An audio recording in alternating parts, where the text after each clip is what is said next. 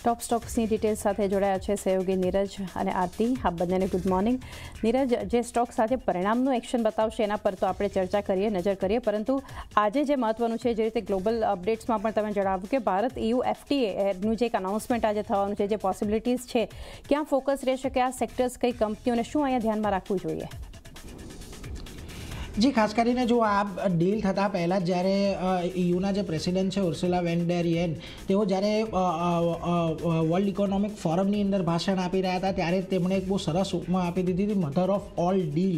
ભારત સાથે જે EU deal કરવા જઈ રહ્યું છે તેને મધર ઓફ ઓલ ડીલ તેમણે કહી હતી. એટલે એ જ પ્રકારનું કંઈક આપણને અહીંયાથી એક મેગા જાહેરાત, બહુ મોટી જાહેરાત આવતી જોવા મળી શકે છે.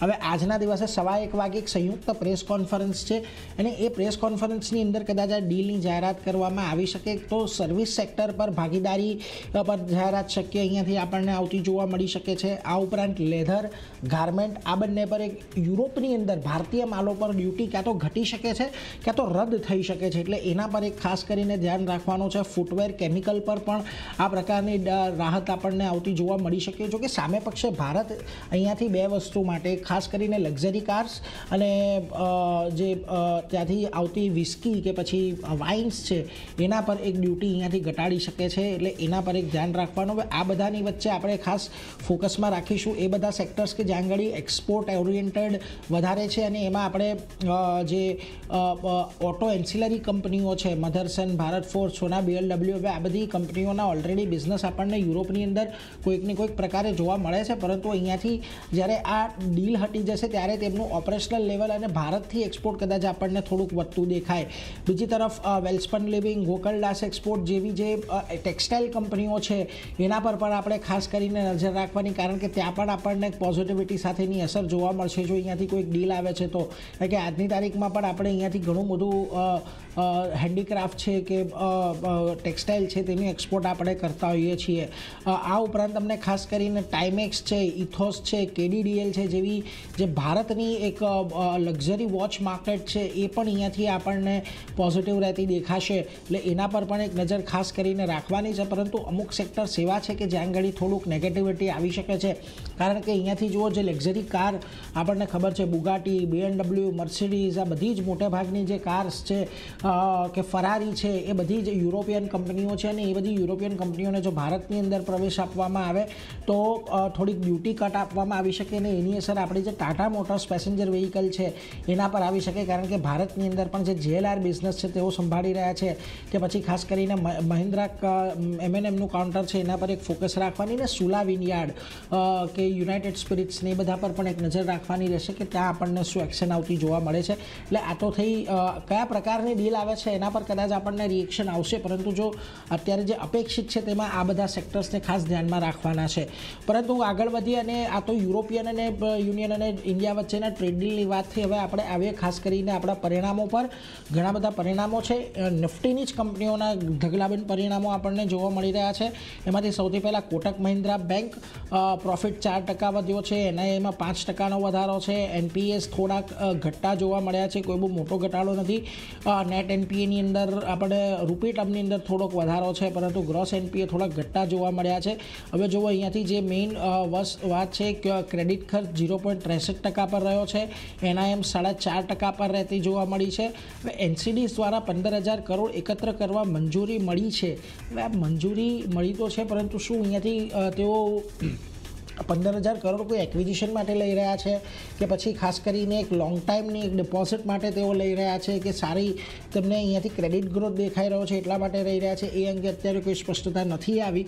પરંતુ આને પણ એક ખાસ ધ્યાનમાં અહીંયાથી રાખવાનું છે.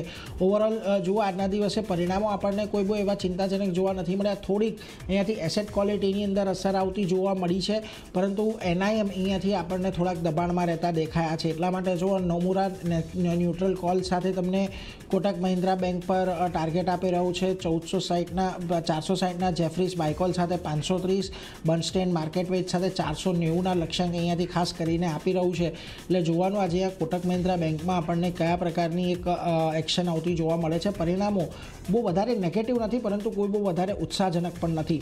એક્સિસ બેંક અહીંયા પણ જો તમને એક સ્ટેડી ક્વાર્ટર રહેતું જોવા મળ્યું છે. નેટ પ્રોફિટ ગ્રોથ 3% છે, NII 5% છે, ગ્રોસ NPA અને નેટ NPA બંને બંનેમાં રૂપી ટર્મ્સની અંદર પણ અને રેશિયો વાઇઝ પણ થોડો ઘટાડો આપણને થતો જોવા મળ્યો છે. જો કે નેટ એનપીએમાં સ્લાઇટલી એક વધારો છે, બહુ મોટો વધારો અહીંયાથી ન કહી શકાય જે પ્રકારે બેંકની બુક છે એ પ્રમાણે, પરંતુ ઓવરઓલ અસેટ ક્વોલિટી પણ સારી એવી સુધરતી જોવા મળી છે.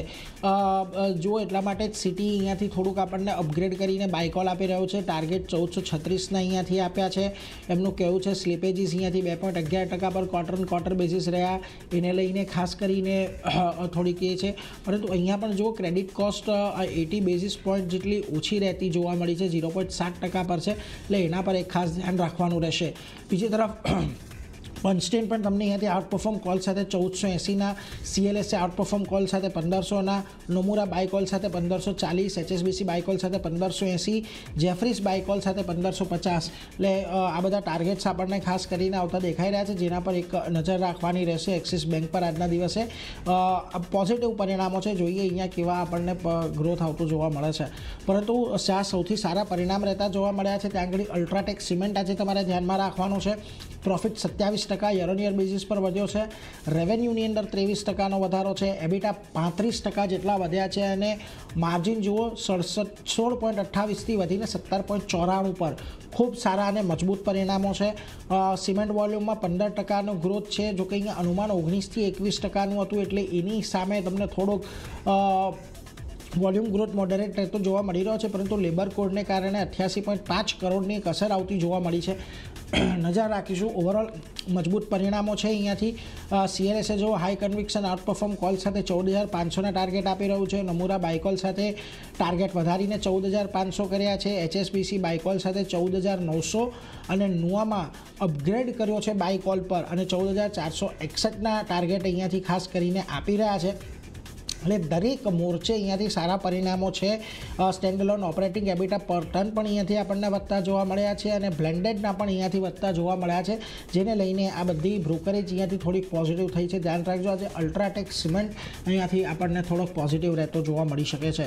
બીજી તરફ JSW સ્ટીલ પર નજર રાખવાની. પ્રોફિટની અંદર એક બહુ મોટો વધારો દેખાઈ રહ્યો છે, 719 કરોડથી વધીને 2410 કરોડ. પરંતુ અહીંયા ખાસ કરીને ધ્યાન રાખવાનું કે એક ડિફર્ડ ટેક્સ લાયબિલિટી હતી, એટલે કે અમુક ટેક્સના પૈસા ખાસ કરીને રિફંડ આવવાના હતા જે આ ક્વાર્ટરમાં આવ્યા છે, એને લઈને નફો આપણને વધતો દેખાઈ રહ્યો છે.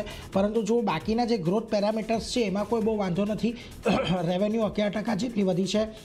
એબિટા 16% જેટલા વધ્યા છે અને માર્જિનમાં પણ 13.5%થી વધીને 14.1% પર રહેતા જોવા મળ્યા છે. એટલે દરેક મોરચે અહીંયાથી પરિણામો આપણને સારા રહેતા જોવા મળી રહ્યા છે. ખાસ કરીને જુઓ અહીંયાથી સિટી JSW સ્ટીલ પર સેલ કોલ આપી રહ્યું છે. 925ના ટાર્ગેટ અહીંયાથી આપણને આવતું જોવા મળી રહ્યું છે. જો કે એમનું પણ કહેવું છે કે અહીંયાથી ઓવરઓલ સિક્વન્શિયલ એબિટા ડિક્લાઇન જોવા મળ્યા છે 16% અને ઇન્ડિયા એબિટા પર ટન જે છે એ ઘટીને 8700 પર રહેતા જોવા મળ્યા છે. એને લઈને તેઓ સેલ કોલ આપી રહ્યા છે. જેફરીસ બાયકોલ સાથે 1400ના ટાર્ગેટ આપી રહ્યા છે. એમનું કહેવું છે કે એબિટામાં ઘટાડો છે, પરંતુ અપેક્ષા મુજબનો ઘટાડો છે અને એક માર્જિનની અંદર એક એક્સેપ્શનલ આપણને સ્ટ્રોંગ સિક્વન્શિયલ રિકવરી આવતી જોવા મળી છે. એટલા માટે તેઓ બાયકોલ સાથે 1400ના ટાર્ગેટ આપી રહ્યા છે. ઓવરઓલ પરિણામોમાં કોઈ બહુ વધારે સિક્વન્શિયલ બેઝિસ પર થોડાક આપણને નબળા રહેતા જોવા મળ્યા છે, પરંતુ જે ટેક્સ ડિફર્ડ લાયબિલિટી છે એને લઈને એક મોટો વધારો છે, એટલે એના પર એક નજર રાખીશું. બીજી તરફ BPCLના પરિણામો આવતા જોવા મળ્યા છે. સારા પરિણામો છે. જુઓ, પ્રોફિટ અહીંયાથી 17% વધ્યો છે. રેવન્યુ 13% વધ્યા છે. એબિટાની અંદર પણ ઓલમોસ્ટ 19.5%નો વધારો છે અને માર્જિન 9.3%થી વધીને 9.8% પર અહીંયાથી આપણને રહેતા જોવા મળ્યા છે. રિફાઇનિંગ માર્જિન પણ અહીંયા જે અનુમાન હતું બજારનું એના કરતાં એક સારા રહેતા જોવા મળ્યા છે. જો કે અહીંયાથી ખાસ કરીને રિફાઇનિંગ અને પેટકેમમાં કંપની દ્વારા એક બહુ મોટા કેપેક્સ હાથ ધરવામાં આવી રહ્યા છે, એટલે એના પર એક નજર રાખવાની રહેશે.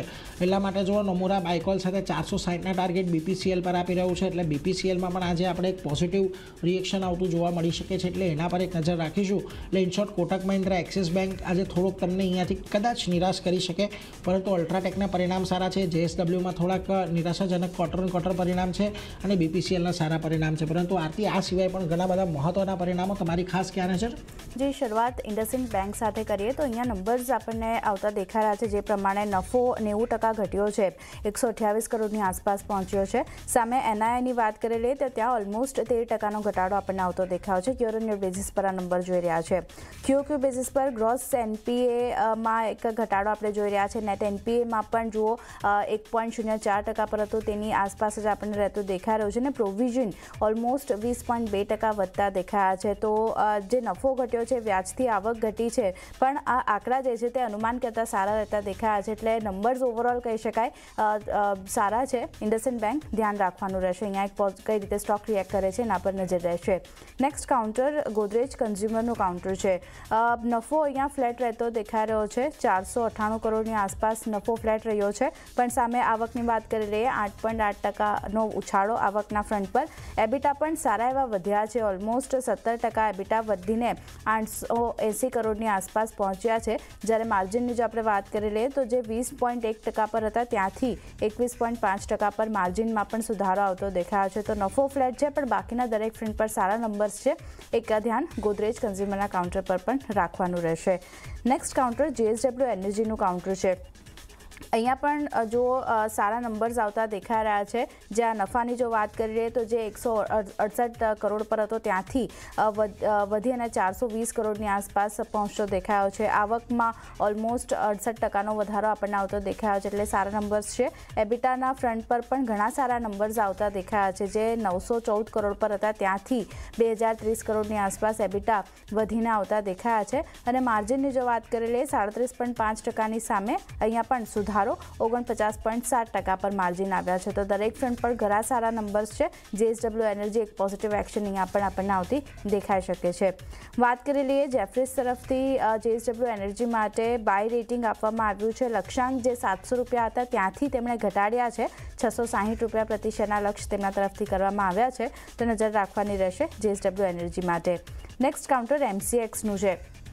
અહીંયા પણ જો જે નંબર્સ આપણને આવતા દેખાઈ રહ્યા છે, નફો 160 કરોડની સામે 400 કરોડની આસપાસ આવતો દેખાયો છે. આવકમાં 300 કરોડની સામે 666 crore year on year basis પર આપણે આવકનો આંકડો આવતો દેખાઈ રહ્યો છે. એબિટાના ફ્રન્ટ પર પણ નંબર સુધર્યા છે. 190 કરોડની સામે 495 કરોડની આસપાસ એબિટા આવ્યા છે. અને માર્જિનમાં 64.08%ની સામે 74.72% પર માર્જિન રહેતા દેખાયા છે. તો દરેક ફ્રન્ટ પર સારા નંબર્સ છે. અહીંયા પણ એક એક્શન તેજી તરફની આગળ વધતી દેખાય શકે છે. MCX ફોકસ રાખવાનું રહેશે.